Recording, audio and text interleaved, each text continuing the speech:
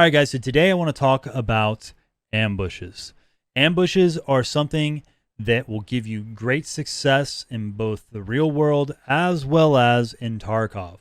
Now, an ambush is catching your enemies off guard, right? It's giving you the advantage of surprise. It's giving you the advantage of having the ability to have a predetermined plan for how you're going to attack the enemy and how you're going to respond based off of their movements. You can only perform an ambush properly by understanding what your enemy is going to do to counter your ambush, or where your enemy is going to egress to or evacuate to try to get out of that kill zone. How are they going to respond, right? Are they going to counter ambush, or are they going to seek cover? These are all things that you can work off of as you see what the enemy's doing. Now, most situations where you're setting up an ambush, you are going to be understanding where they're heading to for cover. If you can understand that they're going to move to this next area of cover, then you can counter that by flanking and hitting them from a different area. Basically, the same stuff that happens to us overseas in Iraq and Afghanistan, where the enemy is constantly hitting and moving. They are completely keeping you confused and running and or fighting and or repelling the assault, right? If you can do what I am saying right now, you will have a very high chance of survival in both engaging people as well as understanding how to fight people who know how to do what I'm talking about, which is ambushes. We set up here because we're trying to get shooterborn and heaven kills. The area we're aiming at is an area that people normally will travel through, and it's very easy to catch them off guard. We also have access to this avenue of approach back here. Now these guys have set up an ambush as well. Down in these rocks, there's some bushes over here. They killed a player scav, and unfortunately for them, we have a vantage point. Now we always keep scanning because you never know if there's more, right? Now the next clip, is that 2 shooterborns? Is in the same area. And the reason we sit here also, love it, is because we can hear people moving through this position, or left and a right. So it's easy to ambush them. Now these guys have no noise discipline, which is why they didn't hear me get up. And it's 100% why these guys died. All right, guys, so in this next clip, we're showing chat how we're going to set up an ambush inside of a house, watching over an avenue of approach that a lot of players will commonly run through to try to get to raiders. And we're going to have a little bit of commentary with the chat. They're asking questions, and we're kind of responding to them. And hopefully you guys can get something out of that as well. So with this area where we spawned at, we rush inside this building. We're going to clear for any loot, and then we're going to head into the room that's going to give us an overview, all right, or an overwatch of this avenue of approach.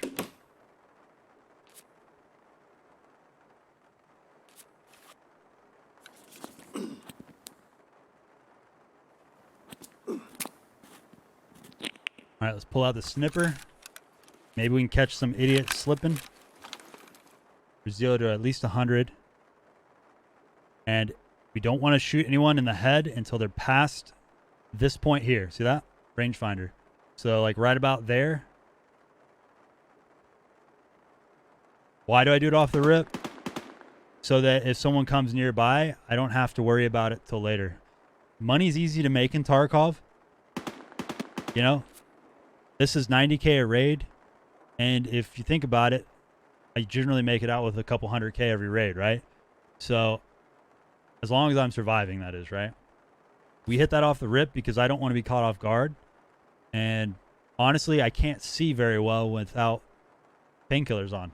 So, like, painkillers make my screen, like, With the painkillers up, I can actually see. It's not as like blurry. The vision's not as blurred. So we're just waiting here. We're hoping to hit some idiot that walks in this kill zone, aka avenue of approach, right? So if I had a machine gun, I would be set up further back in this room on a table, and I would be watching this avenue of approach and just machine gun down people from the prone. If this was me in Iraq or any other country as an infantry marine, this is exactly what I would do. This would be considered an ambush, whereas players that play Tarkov or any other video game call it camping. Money in Tarkov doesn't matter. You notice, like, we don't have a lot of money, generally speaking. It's because it doesn't matter. The only thing that matters is surviving and killing people, right? Like, if I'm surviving each raid, the amount of money I spend on my kit and or the meds that I use doesn't matter. Like, if you think about it, we've survived 9 raids in a row, right? That's a shit ton of money. Yeah, exactly. That's why you never see me running budget kits. I don't need to, right? I've survived 9 raids in a row with similar this kit or a different kit, right? Makes no sense for me to run anything else. 9 raids, that's I've spent probably a little over $1 million on those raids, right? With ammo, meds, food, water. But we've made plenty of that back, or I've increased all of that. Like, I've bought more gear as a follow-up to that, right? We've made money and we've turned that into a tangible good for other raids anyway. The good thing about leaving these scavs alive is it also makes people think that no one's in this building. So hopefully if they killed the scav, they'll end up running through anyway, and that's an easy kill for us. This is, in my opinion, a good way at not being seen, right? In Iraq, we'd set up ambushes watching areas where idiots would set up explosives or IEDs. The difference between Iraq and here is I can't set up a nice little dark, like room darkening. Oh, here we go.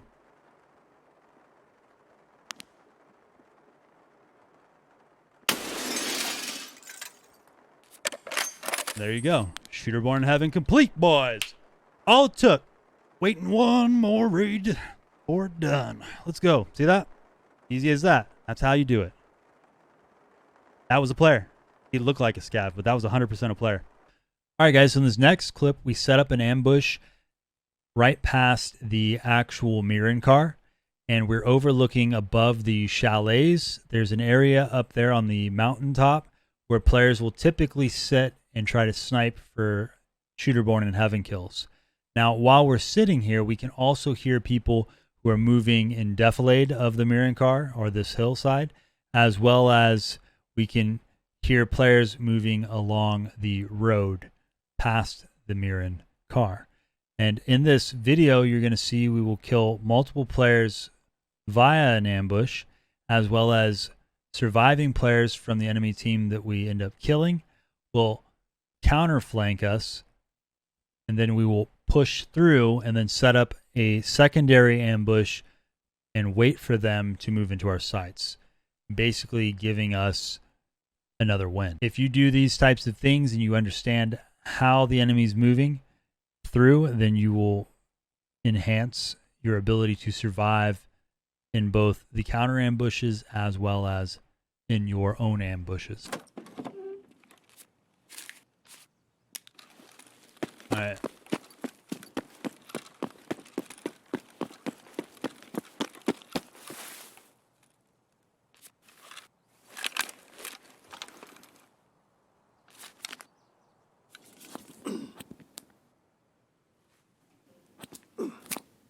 I get it, you know. But like, I'm getting two shot by people with two-handers. It's like, okay. Oh, this site's so clean, dude. I don't know why we haven't been using this our whole life, bros. What the hell?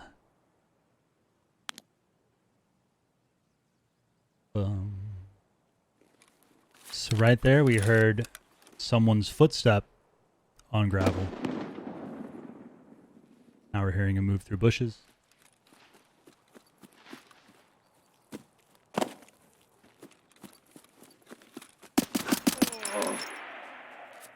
And this is successful use of an ambush, right? We're listening for follow-ups, any other players that could be moving through. I want to see what his name is. Want to see? He's a USEC, so that's good. Progression for our quest.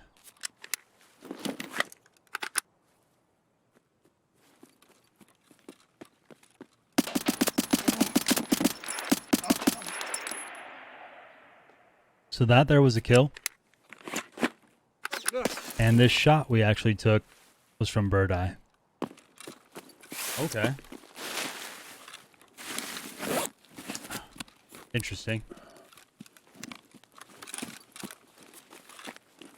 So what we're doing is we're going to push to a different area. And we're going to set up a counter ambush. Not really sure who shot us in the chest there, but kind of interesting.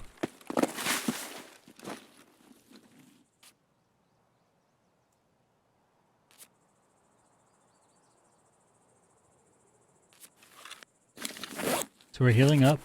We're going to find out there's nothing that we need in this. We're going to drop it. Now the good thing about dropping this here is that if and when a person comes over, that was a really good round, whatever hit us. We assumed it was a player originally. If they come through, they're going to focus on this object that is out of the ordinary, which is going to give us kind of an upper hand because they're going to hesitate.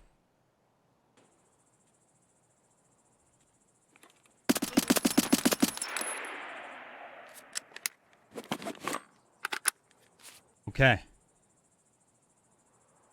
He's basically walking like an NPC.